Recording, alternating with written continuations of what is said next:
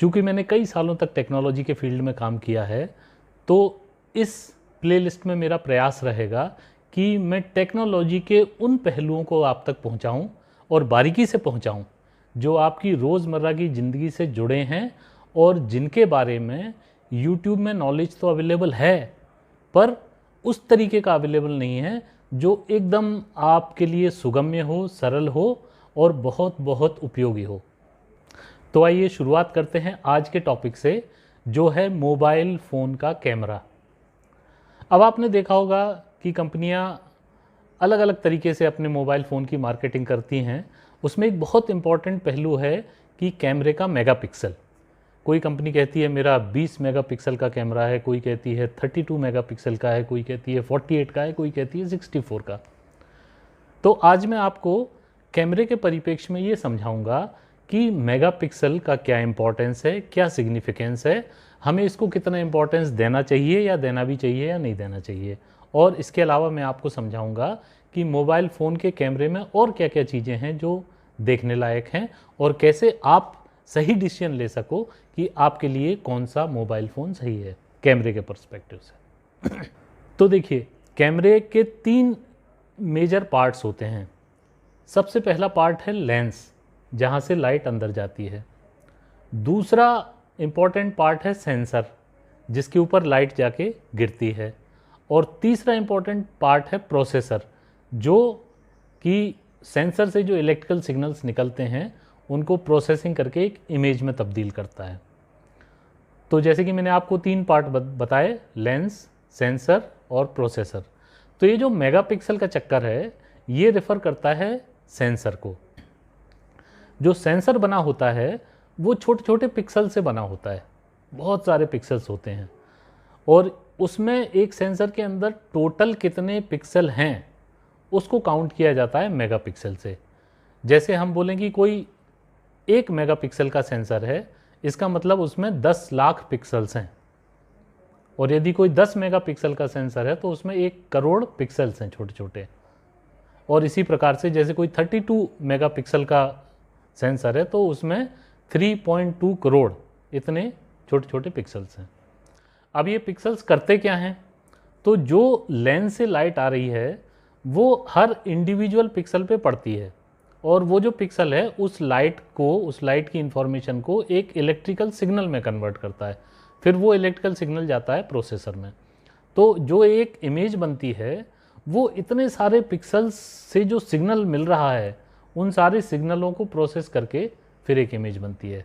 तो ऑब्वियसली जितनी ज़्यादा पिक्सल डेंसिटी रहेगी उतनी इमेज आपको बारीकी में बनेगी और उतनी ज़्यादा आप उस इमेज को जूम कर पाएंगे।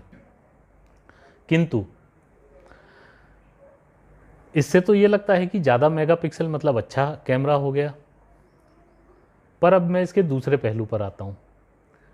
यदि मैं आपको कहूँ कि एक आदमी 100 रुपये के 10 आम दे रहा है और दूसरा आदमी 100 रुपये के 15 आम दे रहा है, तो आप कौन से वाले आम खरीदना पसंद करेंगे? ऑब्वियसली आप कहेंगे साहब ये तो आम पे डिपेंड करता है, हो सकता है जो 100 रुपये में 10 आम दे रहा हो उसके आम बड़े हों, अच्छे हों, और जो 15 दे रहा है वो आम बेकार हों।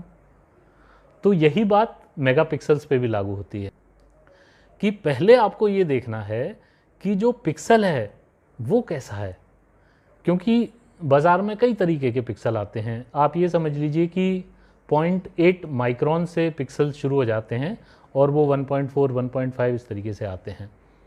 माइक्रोन में नापी जाती है पिक्सल की साइज़। माइक्रोन मतलब 1 मीटर का 1 मिलियंथ पार्ट, 10 लाखवां हिस्सा जो है उसको 1 माइक्रोन कहते हैं। तो अब आपको ये देखना है कि जो इतने मेगापिक्सल का तो है सेंसर, बट उसके अंदर जो इंडिविजुअल पिक्सल्स लगे हुए हैं वो किस साइज़ के हैं, ये बहुत इम्पॉर्टेंट है। तो आप ये देखेंगे कि जो सबसे सस्ते वाले फ़ोन आते हैं उनमें 0.8 माइक्रोन के आपको पिक्सल्स मिल जाएंगे। फिर जो थोड़े मिड रेंज वाले फ़ोन आते हैं उनमें थोड़े बड़े मिल जाएंगे पिक्सल्स, और जो फ्लैगशिप वाले फ़ोन आते हैं उनमें सबसे बड़े जो 1.4, 1.5 माइक्रोन साइज़ के जो हैं वो आपको पिक्सल्स मिलेंगे।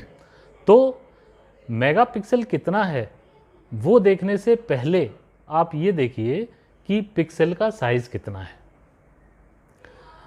अब आप ये देखिए कि कई सस्ते सस्ते फ़ोन हैं जिनमें 48 मेगापिक्सल का सेंसर आपको मिल रहा है, जबकि जो अच्छे अच्छे जो फ्लैगशिप फ़ोन हैं जैसे आपका आईफोन 11 है या सैमसंग गैलेक्सी S10 है, इसमें जो कैमरे हैं वो 12 मेगापिक्सल के 16 मेगापिक्सल के कैमरे हैं।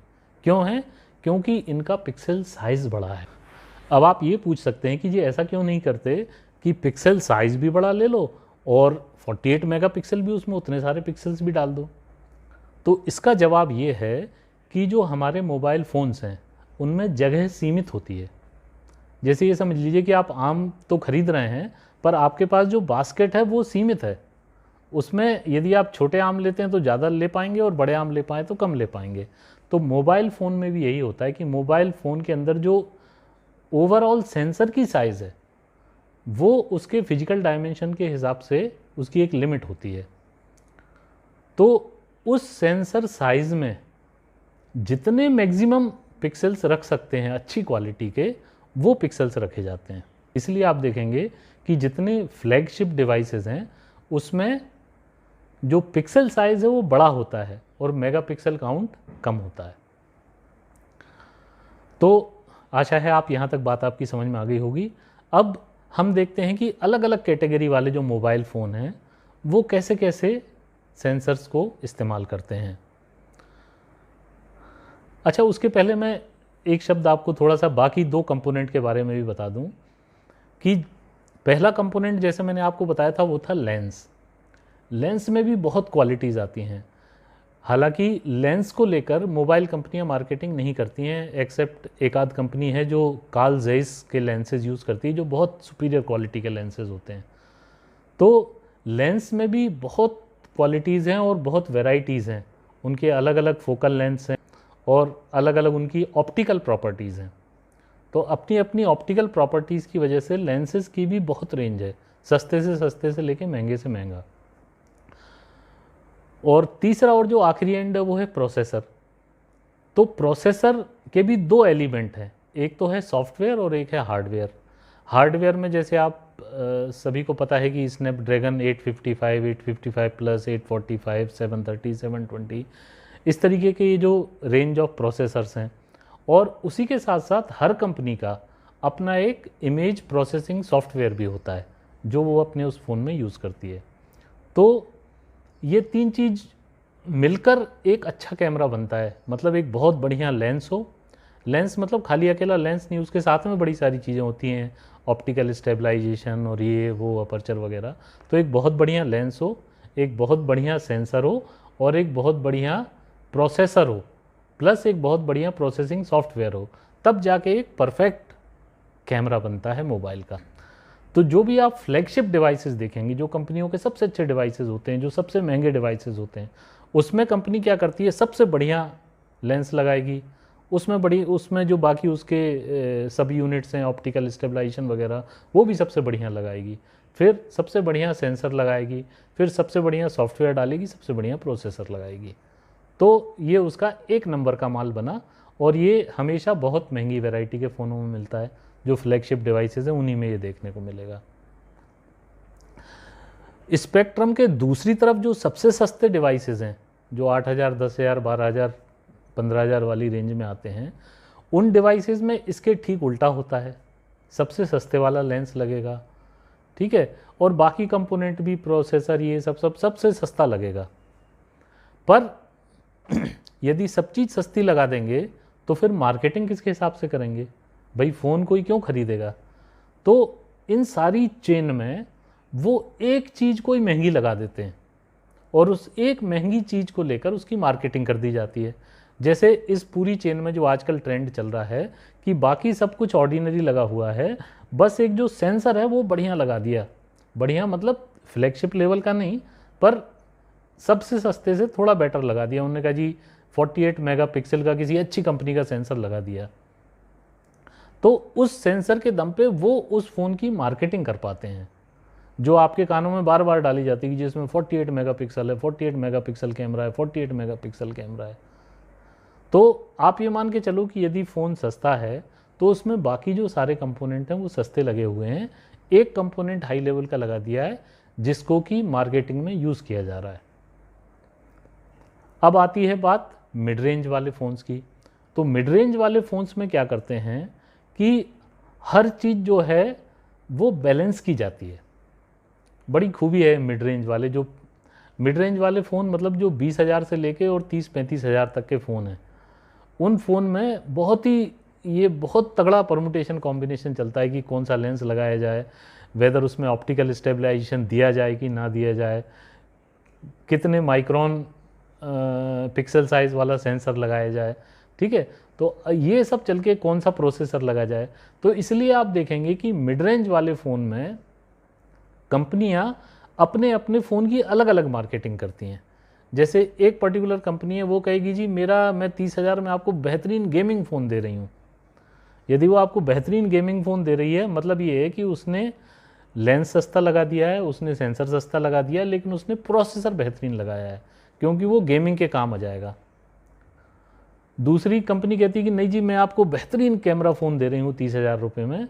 तो वो कंपनी क्या कर रही है, वो बेहतरीन लेंस लगा रही है, बेहतरीन सेंसर लगा रही है, प्रोसेसर जो है वो थोड़ा सा कम लगा रही है कि जो उसकी इमेज प्रोसेसिंग तो कर पाए, पर गेमिंग वगैरह में जो उतना परफॉर्म नहीं कर पाएगा।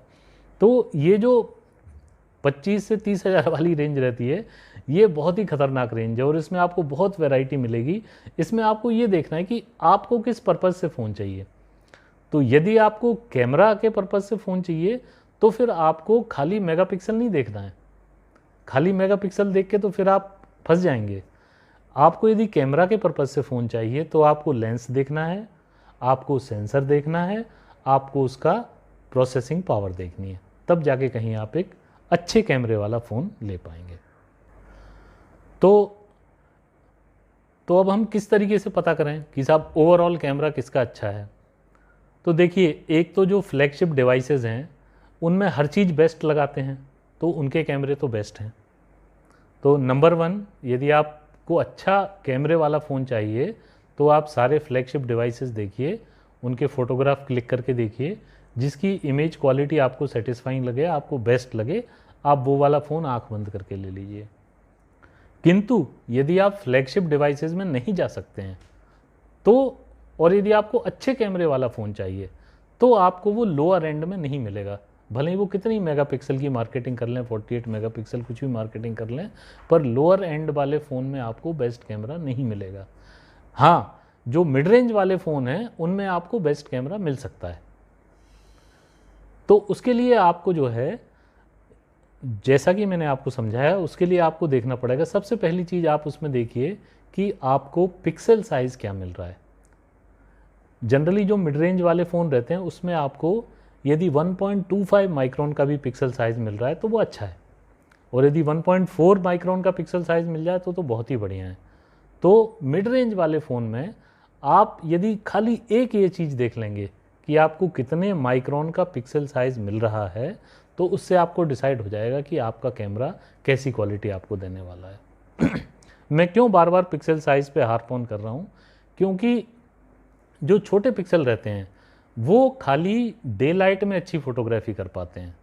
जो 1 माइक्रोन तक के पिक्सल हैं वो सिर्फ जब बहुत अच्छी एम्बियंट लाइट हो, प्रॉपर डे लाइट हो, तभी वो अच्छी फ़ोटोग्राफी कर पाते हैं।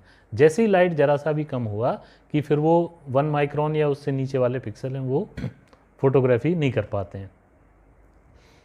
तो यदि आपको थोड़ी सी भी लो लाइट में अच्छी फ़ोटोग्राफी की ज़रूरत है तो कम से कम 1.25 माइक्रोन पिक्सल साइज़ वाला सेंसर आपको होना ही चाहिए। और यदि आप और भी बेहतरीन लो लाइट में जाना चाहते हैं तो फिर आप 1.25 से और ऊपर पिक्सल साइज़ वाले सेंसर्स में जाइए। तो जो पैरामीटर आपको आज के बाद देखना है फ़ोन ख़रीदने से पहले, वो पैरामीटर आपको देखना है पिक्सल साइज़। अब ये कंपनियां एकदम ऊपर नहीं लिखती हैं, आपको हर फ़ोन के डीप में जाना पड़ेगा और डीप में जाके उसको ढूंढना पड़ेगा, खंगालना पड़ेगा कि पिक्सल साइज़ इसके कैमरे के सेंसर का क्या है। तो बस इस बात के साथ ही आज का वीडियो ख़त्म करते हैं।